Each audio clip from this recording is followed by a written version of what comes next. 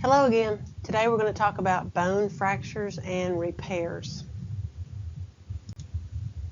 So when we talk about a bone fracture, we can describe it in several different ways. The first thing we want to know which bone is broken. So we definitely want to know the location. So which bone is broken? What's the location of that bone? Is it the humerus or the femur? We also want to know, is it toward the body or away from the body? Is it proximal or distal? So we want to give real good descriptions of where it is. We want to know what it looks like on the outside. Is it breaking through the skin or is it still inside? Has it punctured? Can you see blood? And then the nature of the break. Is it broken all the way through? Is it broken at an angle? Is it broken across? So these are all ways that we describe a bone fracture. And when we talk about a bone fracture, we have to classify it in several different ways. And when you look at the fracture, you give it an either or. And so the first thing you look at is the position of the bone ends. Are they non-displaced or are they displaced? That means, are they together or are they apart? So for example, you can see here's the fracture here, but the bone ends are still together, so it's non-displaced. In this fracture, here's the bone end that's broken, the bone end that's broken, and they're not together anymore, so that's displaced. So that's the first thing you look at, the position of the bone. Is it non-displaced or displaced? The second thing you look at is how complete is it broken? Does it break all the way through or just partly the way through? So for example, this one's broken all the way through. It's a complete break.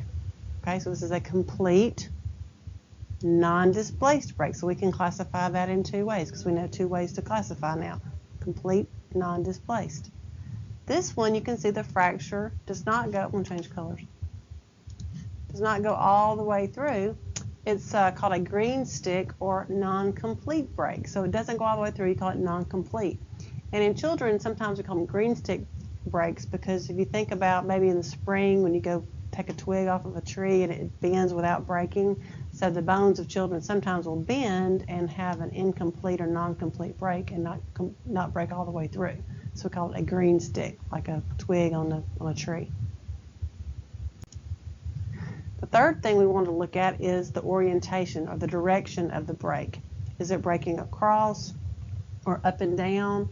And so when we say up and down, we use the word linear. So is it parallel to the axis of the long bone or transverse? Does it go across or perpendicular?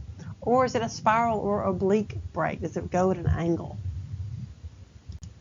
So here's some pictures of what that would look like. Here's that complete non-displaced break again. It's transverse. It goes across the long axis of the bone. Here's a fissured or linear break. Again, it goes parallel with the long axis of the bone. And then a spiral or oblique break basically means it breaks at an angle. Okay? This is something that you might expect if someone has like a torsion, maybe they've twisted their arm and broken it, so maybe the bone is broken because there's been a twisting motion. You also need to classify the bone break based on whether or not you can see the bone outside. So does it penetrate the skin? And if it does, we call that open or compound or closed or simple. So a compound break is a bone that penetrates the skin. I've heard people say, oh, it's a compound break because it broke two bones, and I don't know why they think that, but anyway, so compound simply means it breaks the skin. So it's compound or open, and then a simple or closed break means it doesn't penetrate the skin. So here's a compound or open, and you can say it's broken through the skin, and this one has not, okay? So we've learned some new terms, so let's go back and how many ways can we describe the ones we've just talked about? Well, this one is incomplete or non-complete or complete. This one's non-complete, it doesn't go all the way through. I would say it's maybe an oblique, it's a little bit at an angle. It's simple or closed, okay? This one, kind of an oblique angle. It's a complete break. It's displaced. The bone ends aren't together anymore. This one is non-displaced. So this one you could say is a simple, you could say it's non-displaced, You could say it's not non-complete. And if you know the name of this bone, you would also say it's a simple, non-displaced, non-complete break of the tibia, okay, and of the diaphysis, the middle of the bone, okay. So you're going to use lots of different terms to be able to describe how these bones break. So you use the four classifications, whether or not it's all the way across, complete, if the bone ends are meeting or not, if it's displaced or not, is it poking out through the skin or not, and the direction, is it going across or going at an angle. So again, think about how the different bones can be classified using those four criteria. Some other types of breaks, this is called an avulsion. And an avulsion is when part of the bone breaks off and it's still attached to the tendon of the muscle. So here's the muscle, and muscle's attached to bone because the muscles contract. They move the bone, which allows us to move. And so sometimes the muscle pulls so hard, or you have an injury so that the muscle contracts so hard that it actually pulls, or the injury is such that the muscle pulls on the bone and breaks the bone away. So these can be a lot of times sports injuries and things like that. So that's an avulsion. Some other types of breaks, comminuted, which means you've got 3 or more pieces. So you can see here is the lower leg, and it's broken into 1, 2, 3, 4, 5, 6 pieces, or each bone is broken into at least 3 pieces. So when it's broken into 3 or more pieces, that's comminuted. Compression fractures is a crushing fracture. You'll see this a lot of times in older people with osteoporosis, which is real porous bone. And so you can see that you basically just have a crushing injury, okay, or maybe it's been to trauma. Maybe you've fallen or something like that. So it's just the bone's kind of crushed. You can have depression fractures. These are real typical in skull fractures. So imagine getting hit on the head. And so basically whatever hits you on the head just basically dents your skull in.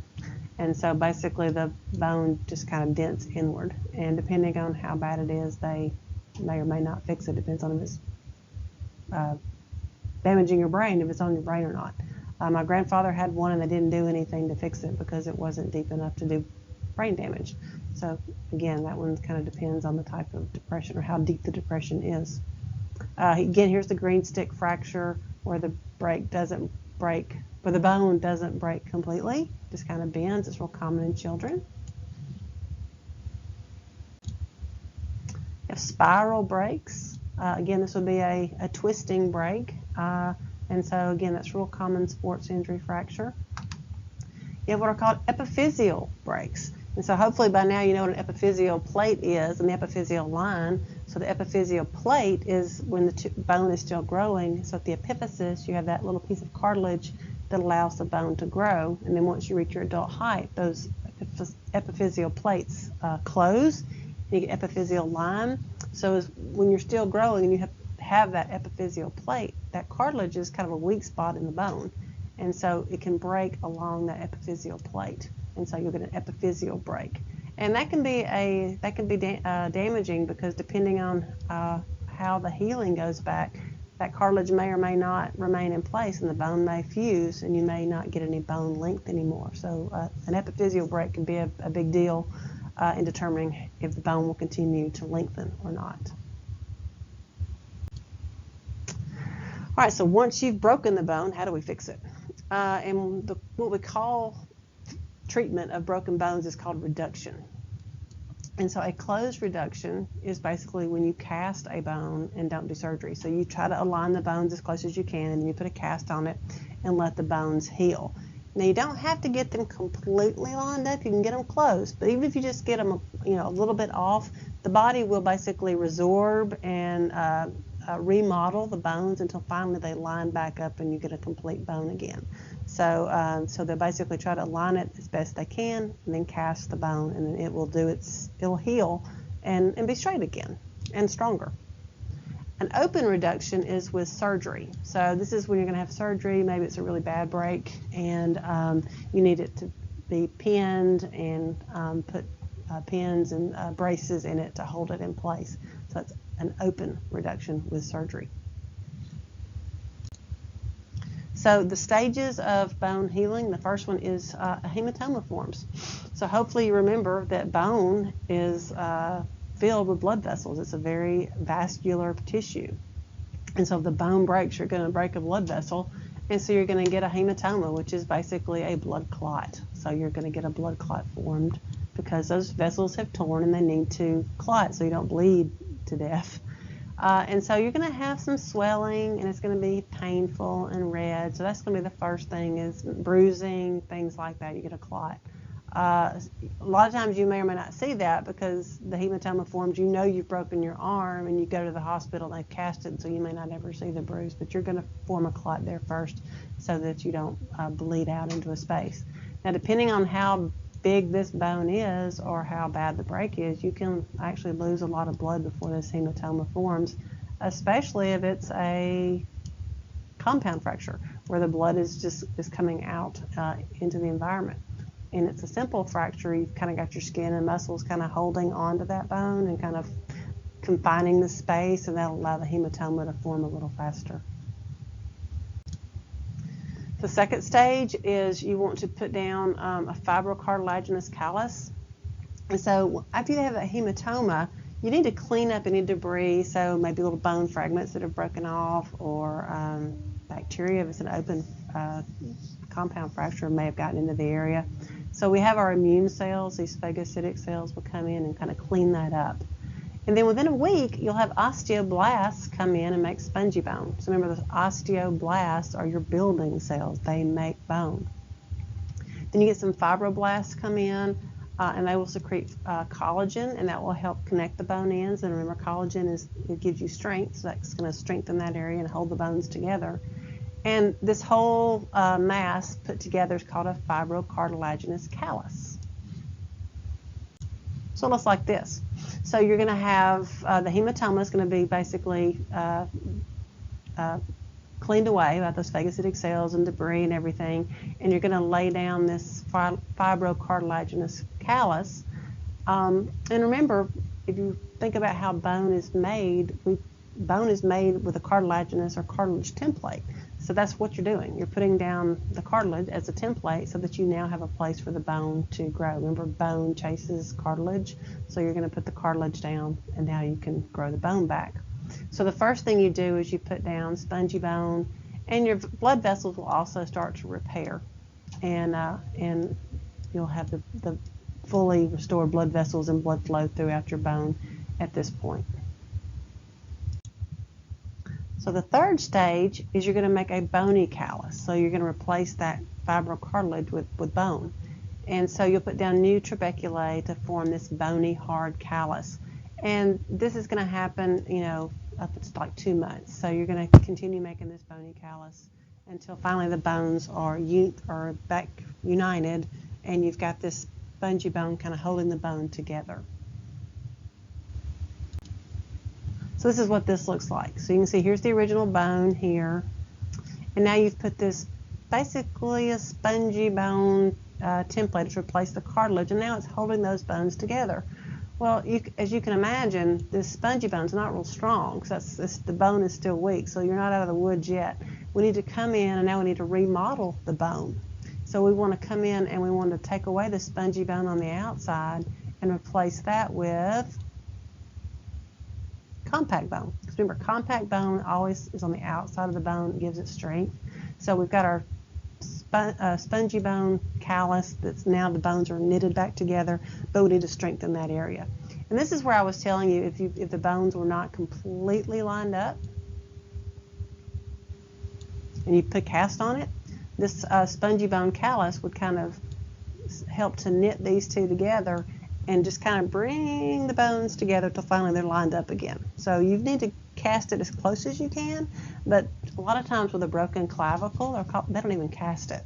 Okay, so they kind of immobilize your arm a little bit so you don't wiggle it, but immobilize it. They don't cast it, and then the collarbone will kind of slide to each other and knit back together and form a solid clavicle that's in line again. All right, then the last step is the bone remodeling. So again, you're going to make sure that the spongy bone is there. Now you're going to put that compact bone on the outside. And this is going to respond to stress, so they're going to take your cast off, you're going to start walking again or using it again, and that compact bone, remember Wolff's Law, bone remodels based on stress, so the bone will start to strengthen in that area. So sometimes where the bone has been broken in the past, it's a little stronger than it was before. So here we have the completely healed bone. So we've taken the spongy bone, it's still in the middle, and we've remodeled it and put compact bone around the outside. And again, it may even be a little thicker at the break than it was before the break. So to kind of put these in order, the first step, you have your hematoma form. Then you're going to put down the cartilage template, the fibrocartilaginous callus. You're going to make a bony callus with spongy bone. You're going to come in and remodel that and replace the outside, replace that spongy bone with compact bone. So this is a good ordering question. So think about how you would be tested. Think about the steps involved in healing a bone. All right, and the last thing I wanted to just kind of give you a practice. So probably on your test, I've got tons of x-rays. So students love to send me x-rays when they break a bone. So if you have one, send me one. And so this is an x-ray that I was able to find. And so there's no patient name, no confidentiality problems. So hopefully you don't recognize this person. But let's talk about how we would describe this bone break. So we can look at it. Well, if you've had some bone anatomy, if you already started learning your bones, I know this is an arm, okay, and this is the humerus because this is the radius. I can tell that based on the shape of that of the proximal end of that bone, and this is the ulna. So this is the elbow. So we have a break in the humerus, okay, and it's complete. So it's completely broken through. Is it displaced? Yes, so it's a complete displaced break. It's hard to tell from this angle. I would say it's probably transverse. It may be a little bit oblique. It's kind of hard to tell from this particular break, particular x-ray. That's why a lot of times they'll take x-rays from different angles so they can get a better idea of what the break is. And I don't see that it's poking through the skin, so I would say that it is a closed or simple break. So this would be a simple, complete, displaced, transverse break of the humerus. Okay, so you can use all those terms to describe this break. Anytime you have a question where you get to answer like in an essay form, tell me as much as you can, because the more information you tell me, the better off I know, or the better I know that you understand the question. So tell me as much as you can if you have a question like this. How many ways you could describe this break? Okay? Thank you so much for your time, and I will see you next time.